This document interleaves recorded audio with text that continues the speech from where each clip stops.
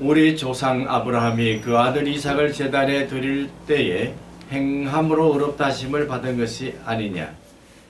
이로 보건대 사람이 행함으로 의롭다 하심을 받고 믿음으로만 아니니라.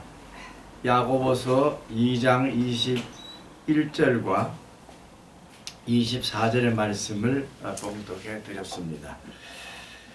오늘 이와 같은 말씀을 가지고 우리가 이제 이 한국 교회가 지역 사회와 어떻게 함께 할 것인가에 대해서 한번 생각해 보고자 하는 것입니다.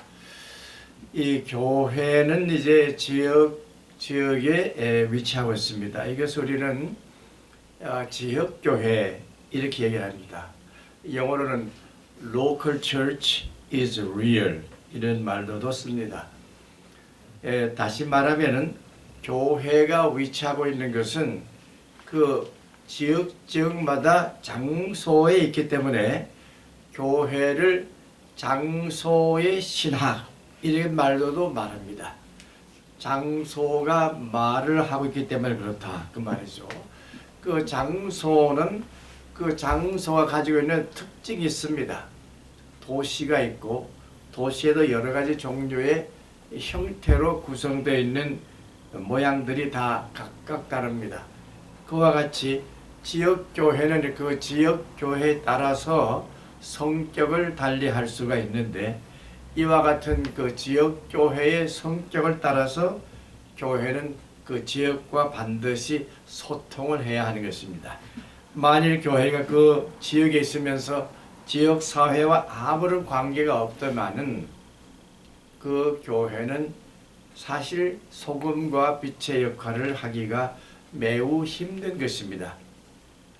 그럼 우리는 교회는 어떤 교회가 되어야 하냐면 물론 이제 모이는 교회로서 하나님께 예배드리고 하나님을 믿는 사람들에게 친교를 하고 교육을 하고 상담을 하고 치유를 하고 또 새로운 원기를 받아서 이렇게 살아야 하는 것이 교회이지만은 교회가 사람이 사는 곳이라면 지역사회와 어떠한 관계를 맺어야 하는가 하는 데 대해서 우리는 상식적으로 생각해 봐도 소통이 반드시 필요한 것입니다.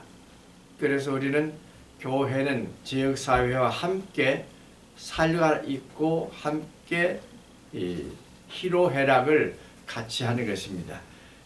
그리고 지역교회에 오시는 분들이 주로 그 지역에 있는 분들이지 다른 사람일 수 없습니다.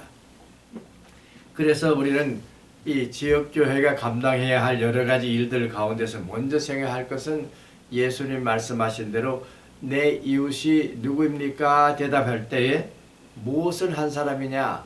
자선을 한 사람이 내 이웃이다. 착한 사마리아 사람 이야기도 그렇습니다. 그렇기 때문에 우리 교회는 이웃에 대해서 선한 이웃, 착한 이웃이 되어야 되겠습니다. 수십 년 동안 우리 한국에서 외국에 나가서 가장 봉사를 많이 하는 단체들이 참 많이 있는데요. 그 중에 제가 알고 있는 이 선한 이웃이라고 하는 Good Neighbors라고 하는 이 봉사 단체가 있습니다. 이 봉사 단체를 간단히 얘기하면은 그들은 정말 그 이웃을 어떻게 도우면 되겠느냐 하는 그런 문제를 놓고 지역 사회와 교통을 할 때에 많은 사람들이 자발적으로 돕는 일을 했다고 합니다.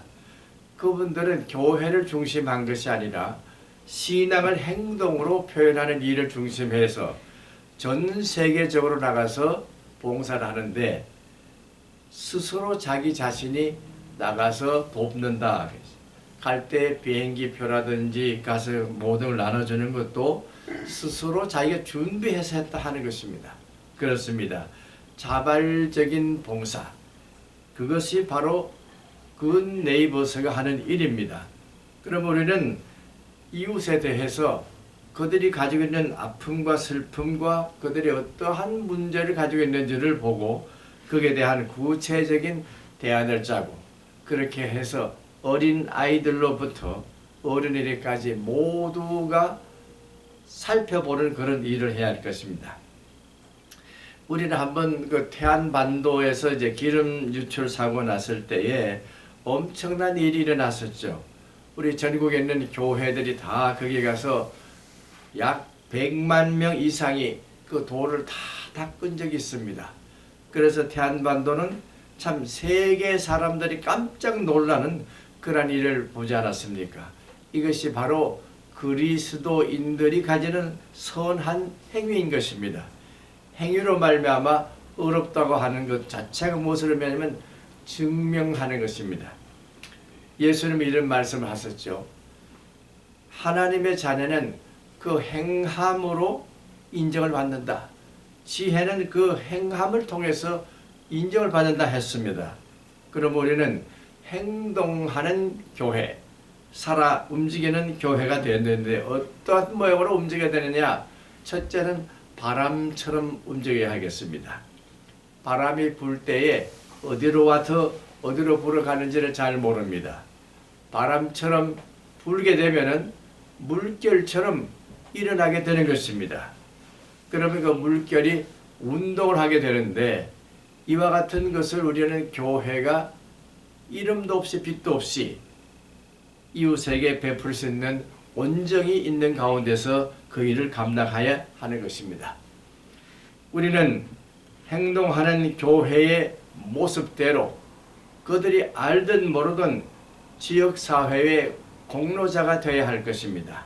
칭송을 받는 사람들이 되어야 될 것입니다. 그래서 교회에 있는 모든 지도자들도 예우를 받는 교회가 되어야 됩니다. 예우를 어떻게 받을 수 있습니까? 그들이 존경을 받을 수 있는 일을 하면 되는 것입니다. 그래서 우리는 이웃으로부터 참으로 그 존경받는 일을 위해서는 환경부터 살펴봐야 할 것입니다. 뭐 간단히 말하면 수거 활동을 잘 하면 되겠죠. 옛날에 우리가 그 마당 썰기 운동을 막 했습니다만은 이 세계적으로 우리 한국 사람들이 새벽에 일어나서 거리를 다 썰었다 그거죠. 그럼 우리 교회는 지금도 그렇게 해야 합니다. 그렇게 할 때 이웃에게 존경을 받을 수 있는 것입니다. 누군지 모르게 참 눈이 왔을 때에 그걸 잘 치워줬다.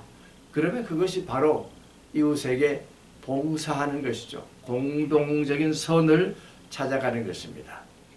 공동선의 목적이 있을 때만 교회는 존재 가치가 있고 리사이클링이 될 수 있습니다. 끊임없이 365일 이 안식을 줄 수 있는 교회가 바로 리사이클링 될 수 있는 것이고 하나님이 창조해 주신 제7일의 의미가 안식의 의미가 있는 것입니다.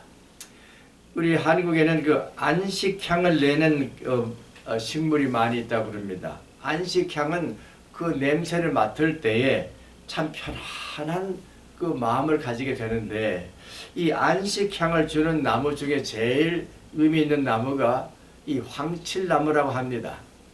황칠나무는 거기 사람들이 갈 때마다 거기서 나오는 좋은 향기를 통해서 치료를 받는다고 하는 것이죠. 향기 치료가 가능한 것입니다.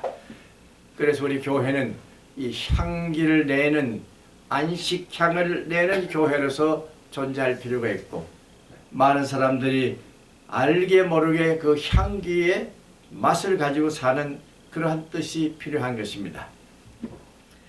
저는 수십 년 전에 이 독일을 한번 방문한 적이 있습니다.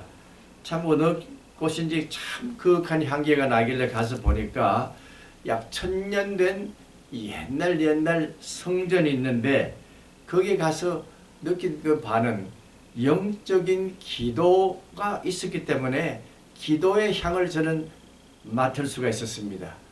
그렇습니다. 우리 한국 교회가 오래되지는 않은 것 같지만 수백 년 동안 이웃과 함께 있으면서 새벽 기도를 통해서 교회의 모든 기도 집회를 통해서 이웃을 향해서 기도하는 그 기도 소리가 하나의 안식향이 될 수 있다고 보는 것입니다.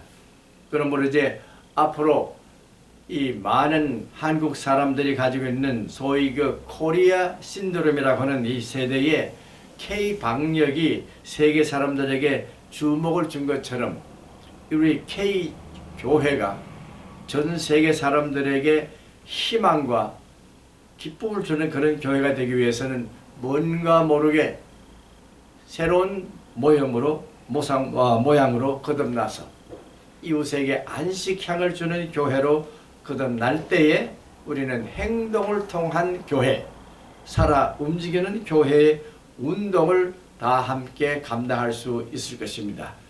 우리는 그와 같은 모습으로 존재 양태를 바꿀 필요가 있는 것인데, 그것이 정치적인 변형으로부터 이제는 지역 공동체와 함께 변형되는 교회로 나가는 새 시대를 맞이할 수 있을 것입니다.